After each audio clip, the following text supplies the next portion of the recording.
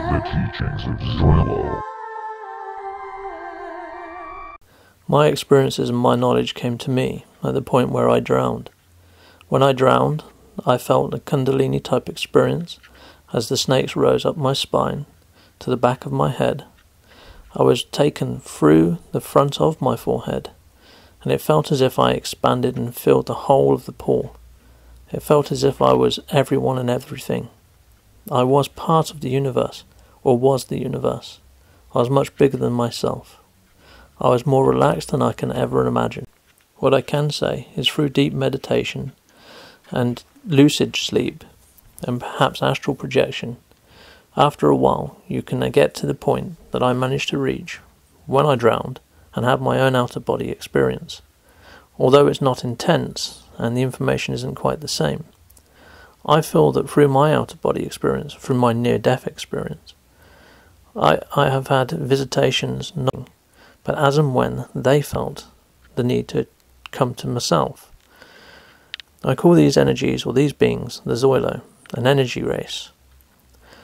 Now, these are quite similar to those beings that those on the DMT trials have stated to have made contact with. I have created a ritual-based system to reach out to different energy traits of the XOYLO system, and I find these to work best around your synodic period, or around the points of the solstices. Your synodic period happens around the time of your birth moon.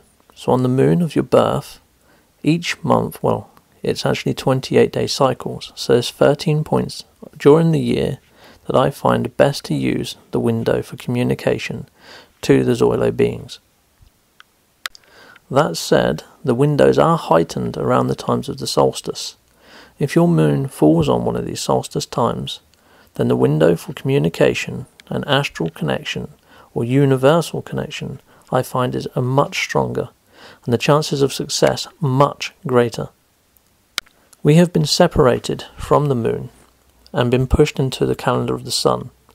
This connection, I feel, has been lost, and I feel this is why women make better witches and practitioners of magic, as they still have 13 cycles within their menstrual period, meaning they can track their own natural cycle, which is tied to the moon and tied to their own bodily tide. However, for us men, I feel that the DMT release is probably higher than that within inside our bodies than it is within the women's. So once we actually know our natural cycle and can follow the movements of the moon and tie it to our synodic window, we become better practitioners of the craft to a higher level, to the point that we are said to become warlocks or wizards, and often leaders of great occultic circles. In many secret societies, they follow the path of the sun and the meridian, but they also hold in high regard the times of the solstice. You see this throughout other sorts of practices also, within the theology or the pagan and Wiccan. All of these follow nature and the paths of the moon or the sun quite closely, and that of the solstice. When it comes to freeing yourself from the toxicity that is pushed into us through our senses to dull down the pineal gland, all I can say that there are methods of relieving and flushing out these toxins from your body. There are many methods, some that I dare not recommend on a YouTube video, but I will urge you to look into yourselves. Try looking into iodine, or borax, or magnesium sulfate. But other than achieving this through those three suggestive routes, I would urge you to look more into the spiritual, meditational, and maybe even learning of the symbology and roots of where all this comes from. I myself tried to research into my own experiences around the time where I had my first out-of-body or near-death experience. And it's through this that I've been tracing symbology, and I myself have joined various different secret societies. However, when you're part of a secret society, you would often find that most of the members are there mainly for the social aspect, and care not for the symbology or the historical or hermetic symbolism that's actually interwoven into the actual sect itself. The knowledge is truly hidden, even from those that are standing right next to it, and actually reciting or using the rhetoric on a daily basis. To fully understand it, you have to actually go through it. My publication, The Teachings of XOYLO, can be found online. The ebook you can find on Lulu, and the hard copies. However, I plan this year to finish making the rest of my videos and to give a full instruction on how to actually do a daily meditation that would help you in activating your third eye and unlocking each of your chakras. Until then, I urge you to just look into some of the aspects of this video. Look into the different neurotoxins, such as aspartame, or sweeteners, preservatives, additives, MSG, fluoride. There's so many different chemicals that they're putting into our foods these days. Often they can even be disguised with E numbers. May also be worth looking into the spirit chemical, or ayahuasca, or DMT trials, to find what other people have said, just to see how closely resembling it is of that of out-of-body experiences or near-death experiences.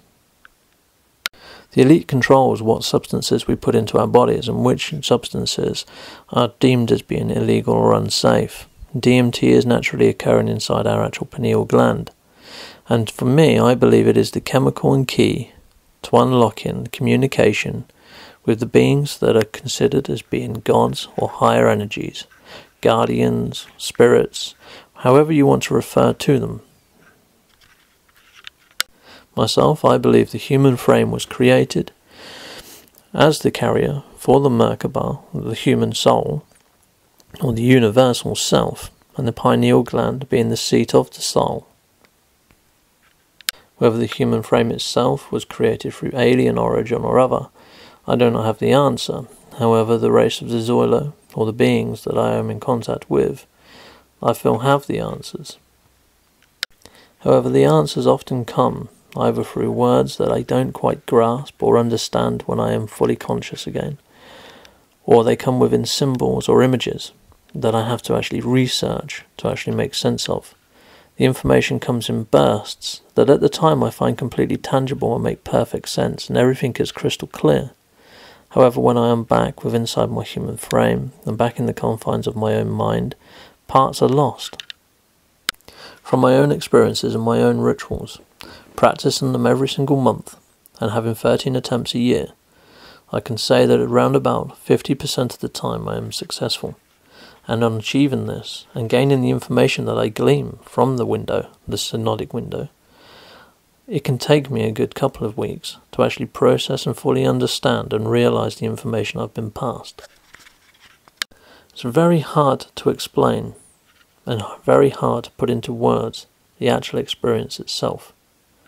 All I can say is if you know of fractals or the Mandelbrot type images that the old PCs used to give, almost like coloured waves, waves within waves or ripples within ripples, moving at different rates and different speeds and different vibrations and frequencies. And it's within this sort of coloured sort of state that I feel most myself, almost like I am part of the race of the XOYLO. And that's where I feel that we are all connected. We are all part of the same stream of energy. And we are all one. And in that sense, we are all part of God. Perhaps this is why the eye is used as the symbol for God, as the pineal gland is also known as the third eye, or the inner eye of the mind. Again, the occultic circles, or secret societies, are hiding this image in plain sight. I'm not saying completely cut these chemicals out from your diet. I'm only saying reduce them and see how you feel. And if you want a real natural cleanser or cleaner of the system, try Manuka honey. If you can't get Manuka honey or afford Manuka honey, go for honey that is closely made to your hometown and to your local surroundings.